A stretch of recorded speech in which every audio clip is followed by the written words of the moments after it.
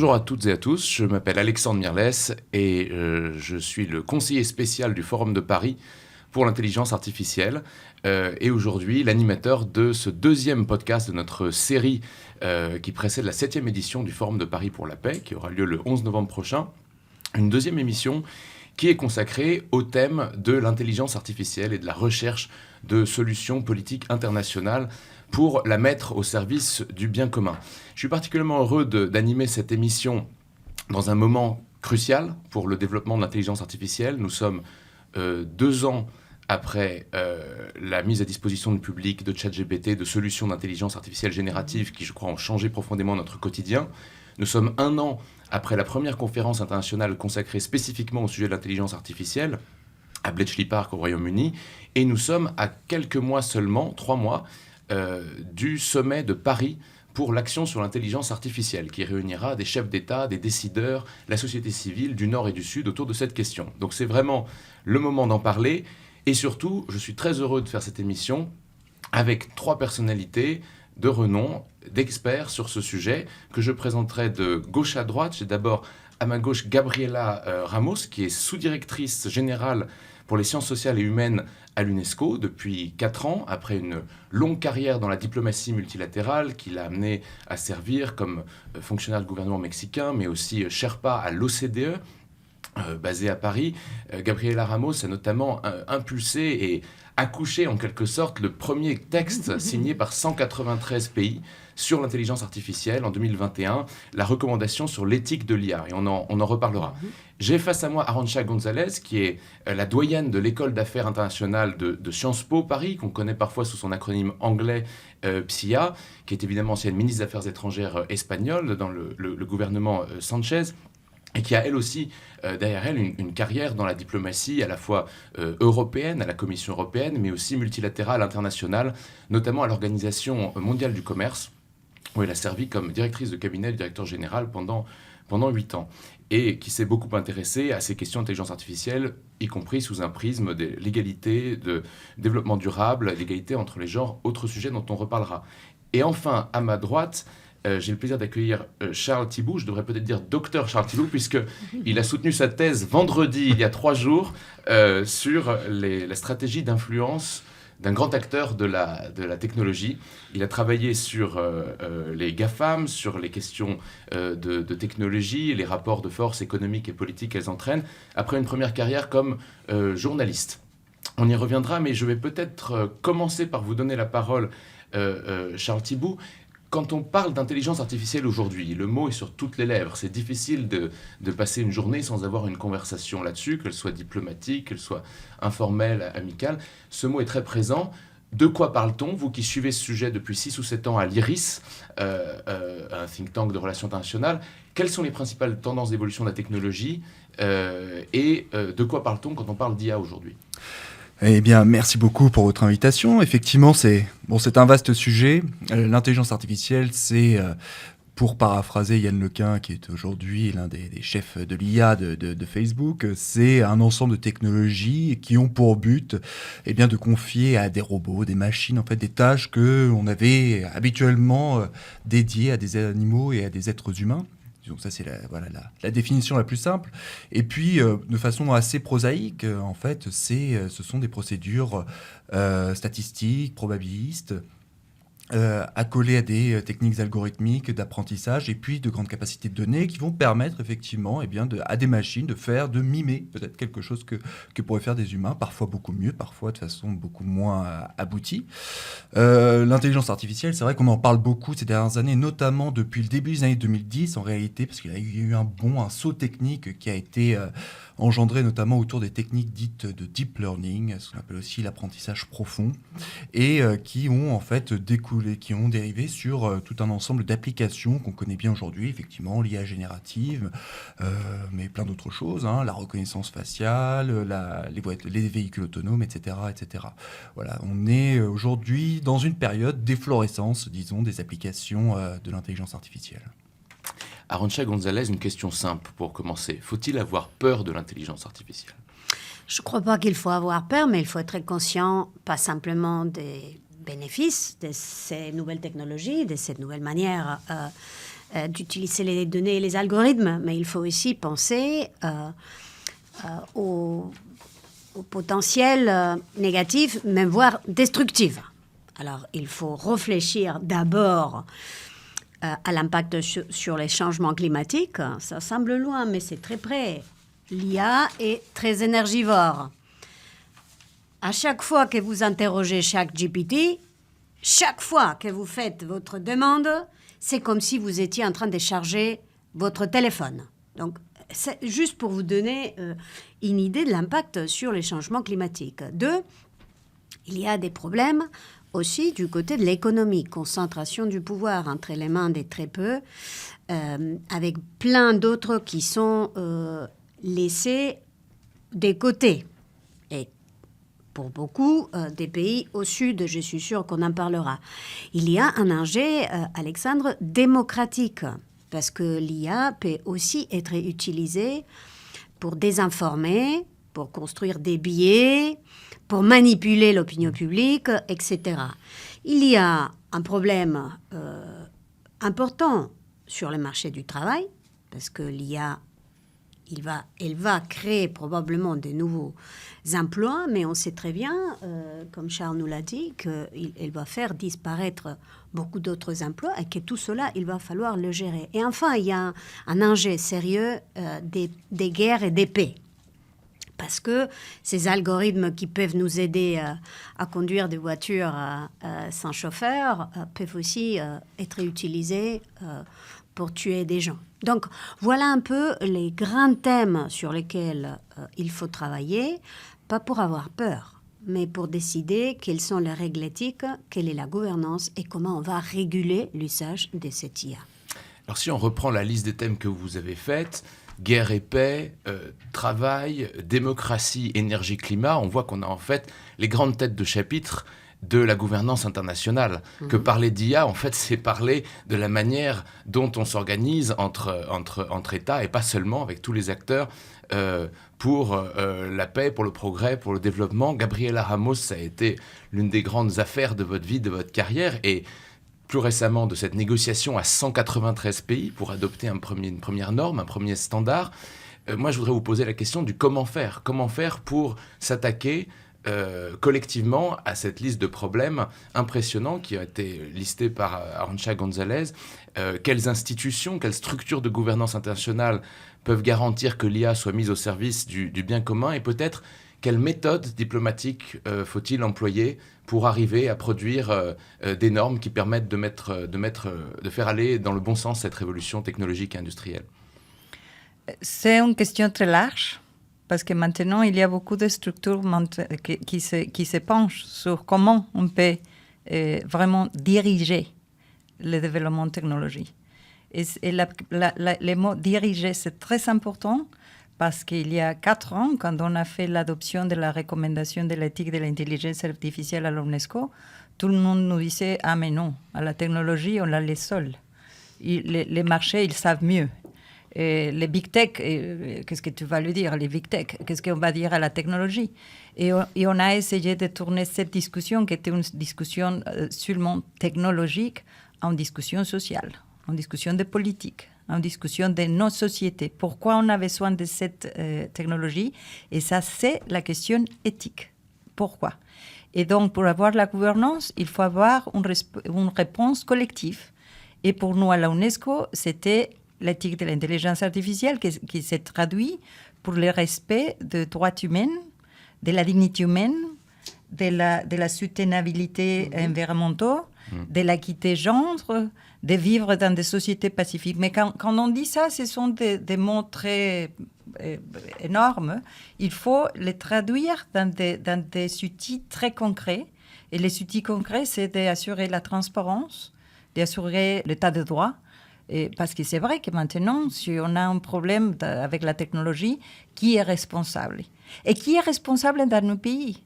C'est le ministère du numérique ou c'est les affaires de la concurrence? Parce que c'est un marché aussi qui est très concentré. 80% de la technologie se développe aux États-Unis et la Chine.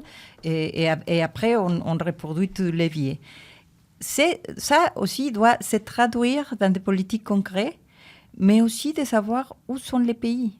Parce que si on ne connaît pas la situation concrète des pays, on a un tiers de la population mondiale qui n'est pas connectée dans un Internet stable. Et donc, c'est très important de savoir. Et avec la recommandation que nous avons eue, on a développé un outil qui est un diagnostic pour savoir où nous sommes dans l'infrastructure, dans les compétences de la personne, mais aussi de l'économie et du gouvernement. Et ça, je pense qu'il a changé parce que quand on a eu la recommandation, tout le monde nous disait mais c'est pas ça de quoi on parle, on a besoin des investissements, on a besoin de technologie. Je pense que l'intelligence artificielle générative nous a fait une grande faveur parce qu'il y avait la peur qu'il a vraiment portée avec toutes les compétences qu'ils ont sans aucun contrôle. Les pays ont mis beaucoup de décisions pour avoir cette sommet que tu mentionnes, pour avoir les AI Acts avec l'Europe, et maintenant pour avoir une conversation globale comme on va l'avoir en France. À Nations Unies, on a eu le Global Digital Compact, et comme ça, on a une discussion globale, parce que ça doit être une discussion globale.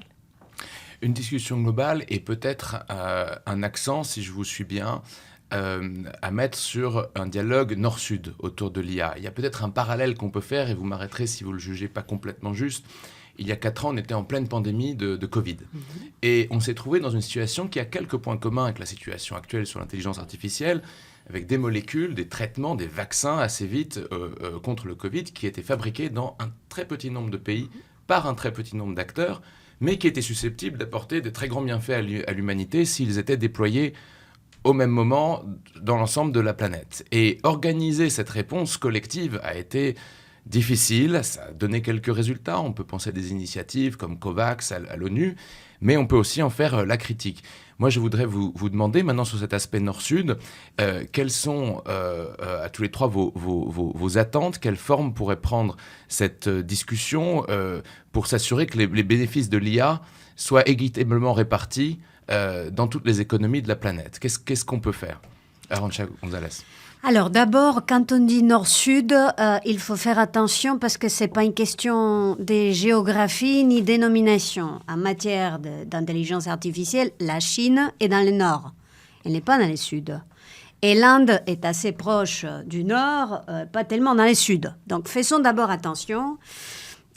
Peut-être être un peu plus nuancé. Mais je vois 3 grandes questions auxquelles nous devons donner réponse pour beaucoup de pays qui se trouvent dans ces qui ne sont pas dans les jeux de l'intelligence artificielle. D'abord, c'est les infrastructures. Gabriela nous disait, évidemment, si dans les zones rurales, dans l'Afrique subsaharienne, il y a que 36% des personnes qui ont accès à l'électricité, et ce n'est pas le cas en Asie ou en Amérique latine, où on est à 98-97%. Là, nous avons un problème qui est l'accès au basic qui est l'électricité. Après, l'accès à l'Internet. Encore, Afrique subsaharienne, 36% d'accès à l'Internet. Donc, il y a une première question qui doit pouvoir être réglée, qui est celle des investissements dans les infrastructures. Il y a un deuxième chapitre qui est la capacitation des citoyens, des administrations, des gouvernements. Et cette capacitation est importante parce qu'à la fin de fin, il faut qu'on puisse savoir si on a envie que nos données soient utilisées. On n'a pas très envie d'être colonisé avec des algorithmes qu'on n'a pas contribué à construire. Donc il y a tout un volet, encore une fois, qui est dans les faisables, qui est dans l'éducation, la capacitation. Il y a une troisième question qui est celle de la représentation. Gabriela peut-être représente dans cette table une exception parce qu'elle a été à la tête d'un processus des Nations Unies pour la définition des règles d'éthique de l'intelligence artificielle. Mais si je prends 7 grands processus en ces moments, G7, Conseil de l'Europe, G20, il y a plus de 100 pays qui n'y sont pas représentés. Et pourtant, les règles vont être quelque part appliquées aussi chez eux. Donc, cette capacité de représentation, donc la participation à l'élaboration des normes, des règles, des standards qui seront aussi celles à appliquer chez eux. Infrastructure, renforcement des capacités, représentation de tous et toutes dans la gouvernance de l'intelligence artificielle. Est-ce que vous partagez cette vision, Gabriela Ramos? Est-ce que vous voyez des objectifs, des ambitions qu'on peut fixer à un sommet comme le sommet de Paris pour l'action sur l'intelligence artificielle dans ce domaine? Totalement. Je crois qu'il doit y avoir un changement de modèle. Et on a laissé bien sûr les acteurs privés prendre des décisions, combien on fait l'investissement ou pas, combien on lève les données, les utilise ou pas, combien ça doit changer vraiment. Et on peut les changer avec pas seulement ce que mentionne Arantxa, qui est très en point sur la question d'avoir une élévation des compétences des pays en développement qui n'ont l'ont pas seulement pour profiter de la technologie, mais pour parler de la technologie. Même d'être à la table et de savoir qu'est-ce qu'on peut faire, c'est très important. Et pour ça, on est fiers parce que maintenant, nous travaillons avec 60 pays plutôt de développement qui sont engagés à penser quelles sont les structures qu'eux-mêmes doivent développer pour la gouvernance. Et donc, des règles de comment on traite les données, d'éviter les biais, d'assurer que les entreprises qui opèrent dans leur territoire font de preuves qu'ils ont fait tous les tests pour les safety, des règles qui prouvent qu'ils sont bien représentés dans tous les développements, parce que c'est vrai qu'à la fin, les données représentent une partie de l'humanité, mais pas toutes les langues, et donc la diversité, on les perd. Et donc, ça nous porte en partie de ce qu'Arantxa dit, non, d'augmenter les investissements, mais ça nous porte aussi d'avoir cette participation dans la discussion de la gouvernance. C'est très important. Et je vais vous dire, quand on a commencé à faire la recommandation, les États-Unis n'étaient pas partie de la UNESCO. Il y avait des pays qui me disaient, mais à quel sens il y a d'avoir une recommandation? On a les États-Unis. Ils sont revenus pour la recommandation, surtout. Mais j'ai dit, attendez un moment, si les pays du Sud adoptent des règles éthiques, les entreprises de tout le monde se rendront compte. Ils m'ont suivi, parce que ça c'est la règle, non? Alors je reviens à vous, Charles Thibault, si on adopte cette fois-ci le point de vue des entreprises, qui sont quand même des acteurs essentiels de cette révolution et qui ont signé une série d'engagements volontaires dans le cadre de plusieurs processus. On a mentionné le G7, c'est le processus d'Hiroshima, aussi dans leur dialogue avec les régulateurs nationaux, américains, européens, il y a 2 semaines. Vous qui suivez depuis une demi-douzaine d'années les grands acteurs de la technologie, les grands acteurs privés de la technologie et leur rapport avec les États, avec la gouvernance internationale, est-ce que vous pensez que cette vision qui vient d'être développée pourra un jour être partagée par les grands noms de la technologie? Uniquement si ça entre en congruence avec leurs intérêts privés. Uniquement. C'est un petit peu le b.a.-ba des géopolitiques des acteurs privés. C'est-à-dire que, contrairement à des États, en aucune manière, même de manière simplement analytique, il faut penser que ces acteurs, quel que soit leur discours, les biens, et même la bonne volonté de leurs dirigeants, de leurs actionnaires, ces entreprises sont mues par des intérêts privés particuliers qui entreront fatalement, frontalement, en contradiction avec les intérêts nationaux et généraux. C'est le b.a.-ba. On ne peut pas faire autrement, c'est comme ça. La question étant de savoir quelle place on laisse à ces entreprises, à ces multinationales, dans le processus de régulation.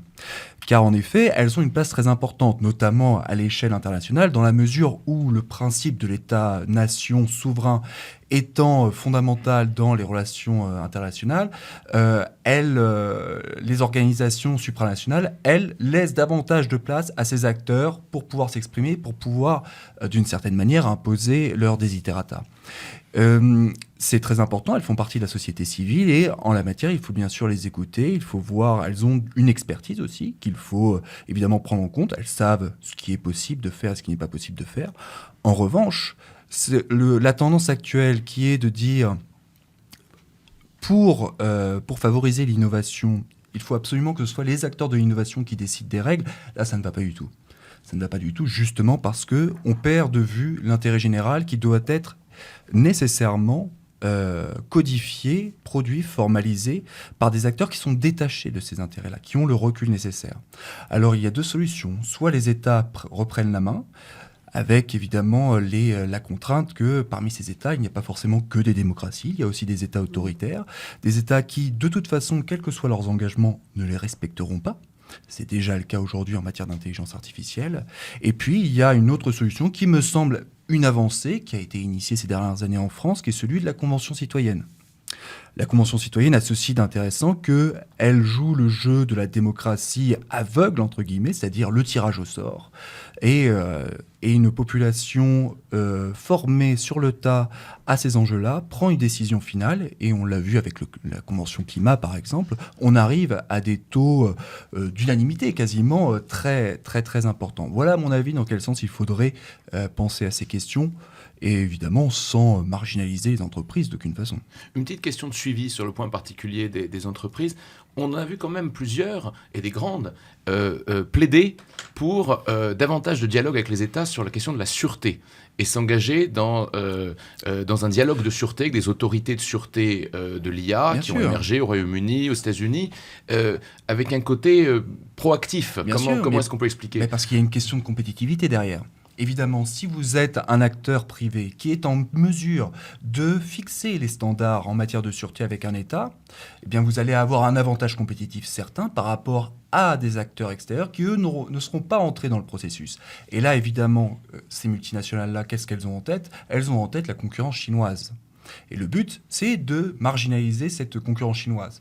Voilà, disons qu'en tout cas, c'est le but principal. Je ne nie pas qu'il y ait derrière de bonnes intentions, mais en tout cas, c'est ça le but principal, sachant que, effectivement, les acteurs chinois sont extrêmement ambitieux et volontaristes sur ce sujet et n'hésitent pas à faire de l'entrisme, si je puis dire, dans les grandes organisations internationales de standardisation. Arantxa González, vous dirigez une institution d'enseignement supérieur. Je trouve qu'une question fascinante sur l'IA, c'est comment en parler et comment s'y former quand on est un simple citoyen, qu'on a son bac, qu'on est spécialisé soit en littéraire ou scientifique, comment avoir une conversation qui ne soit pas l'affaire seulement de techniciens hyper spécialisés. Vous avez sûrement des idées sur la question, vous avez sûrement parmi vos étudiants et vos étudiantes de grandes figures futures de l'IA. Comment faire pour former nos esprits démocratiques à cette question qui va être aussi importante dans nos vies? Bon, c'est une question à laquelle nous avons répondu, parce que justement, Alexandre, on vient de lancer un master en technologie et affaires globales. Pourquoi? Parce que la technologie est aussi maintenant un élément qui structure les relations de pouvoir. À la fois des pouvoirs démocratiques ou autocratiques, des pouvoirs dans les domaines de la défense et de la sécurité, du pouvoir dans l'économie, et qu'il faut savoir, comprendre, apprendre comment est-ce qu'on peut gouverner ces nouveaux mondes. Alors, la difficulté, c'est que cette question de l'intelligence artificielle et la gouvernance et la régulation se trouve au carrefour de l'interdisciplinaire.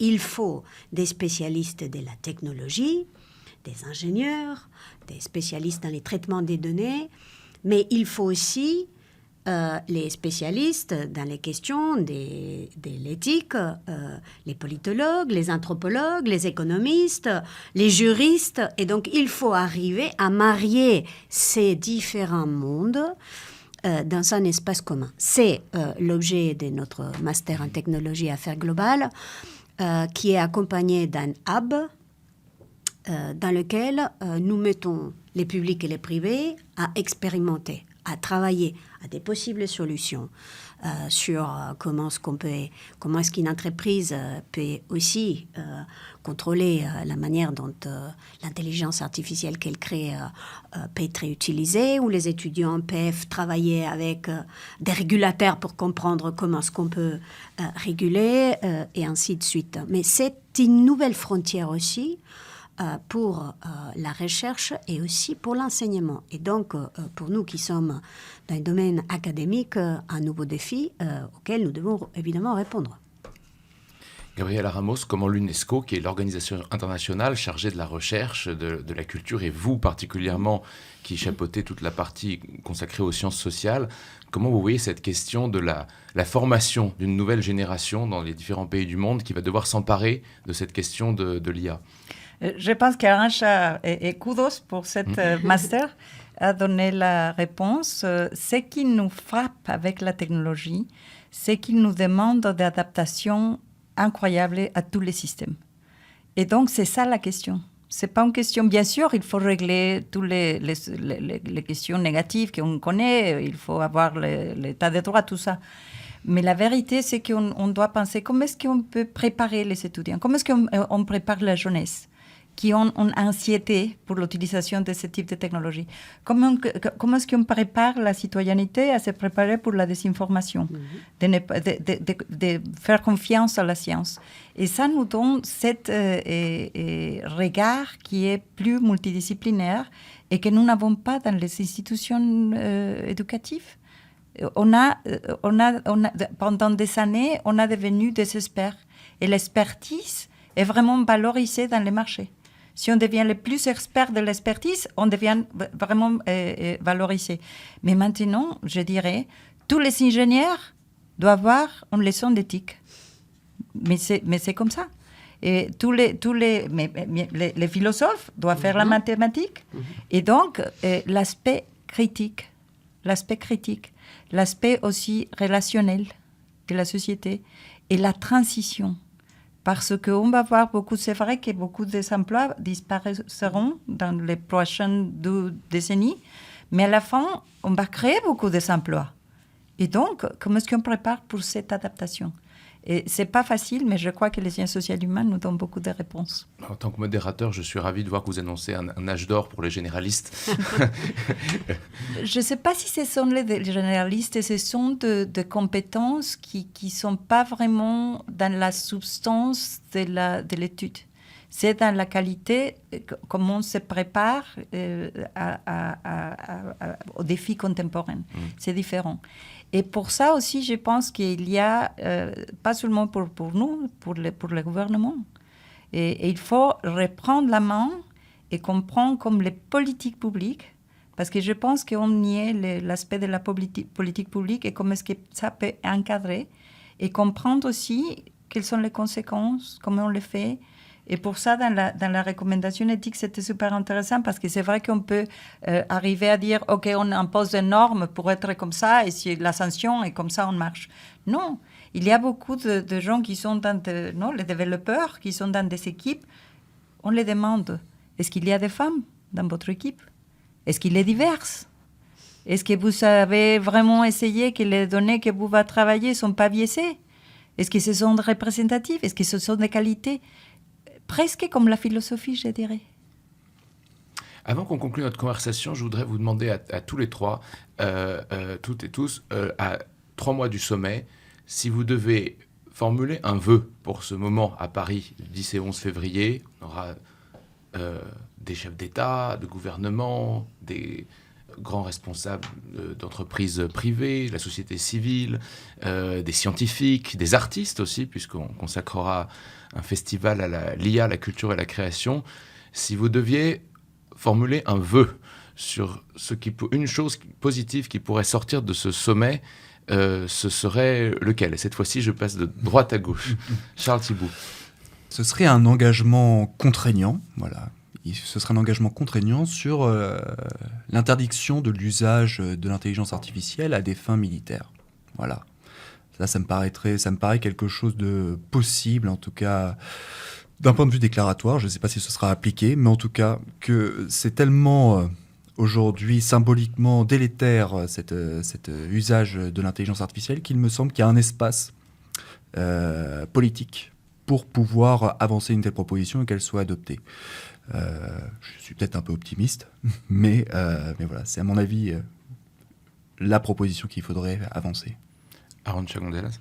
Moi, j'aimerais bien voir l'inclusion plutôt que la fragmentation. Je sais qu'on est dans un moment des rivalités géopolitiques et la tentation va être d'essayer de avoir la main sur les autres en faisant la fragmentation. Mais Il s'agit ici d'une question systémique qui a un impact comme les changements climatiques, comme la lutte contre les pandémies, qui a un impact sur l'humanité. Alors moi, j'aimerais bien voir l'inclusion de tous les pays, de toutes les entreprises de tous les pays, de tous les citoyens de tous les pays dans cette discussion, plutôt que de voir la fragmentation du monde. Et je favoriserais aussi la question de se rendre compte comment les modèles reproduisent les inégalités. C'est super important parce que nous sommes dans un monde qui est déjà inégal dans tous les domaines, en concentration de revenus, des opportunités de financement dans les top échelles de notre distribution de revenus et la moitié de notre population qui à peine gère leur situation économique et les technologies viennent ajouter. Et donc, c'est très important de le faire. Et je dirais qu'une manière facile de le faire, c'est d'adresser la manque de représentation des femmes. Et 22% de femmes sont dans l'industrie. Leur voix, ce n'est pas vraiment bien écoutée. Tous les biais, toutes les discriminations que nous avons dans le monde, quoi, et se reproduit d'une manière exceptionnelle dans les technologies. Donc, je pense que si on adresse la question genre, je sais qu'il y a beaucoup d'autres, mais ça nous aiderait à vraiment régler et pousser une technologie qui soit plus inclusive. Eh bien, merci beaucoup à vous trois pour ces réponses qui mettent la barre très haut, qui affirment l'ambition que ce sommet va essayer de porter. Merci aussi beaucoup pour cette conversation. Je la conclurai en invitant nos auditrices, nos auditeurs à suivre les débats passionnants qu'on va avoir sur ce sujet de l'intelligence artificielle et beaucoup d'autres pendant cette 7e édition du Forum de Paris. Il va se passer le 11 novembre au Palais de Chaillot, mais aussi le 12 dans plein d'institutions différentes à Paris, dont les vôtres, l'UNESCO, Sciences Po et dans plusieurs groupes de recherche de relations internationales. Le débat continue, c'est un débat qui est difficile mais qui est aussi passionnant et qui doit être démocratique et ne laisser aucune question derrière nous. Je suis ravi qu'on y ait aujourd'hui modestement contribué et je vous donne rendez-vous pour de nouveaux échanges. Merci beaucoup. Non, merci pour l'invitation. Fascinant.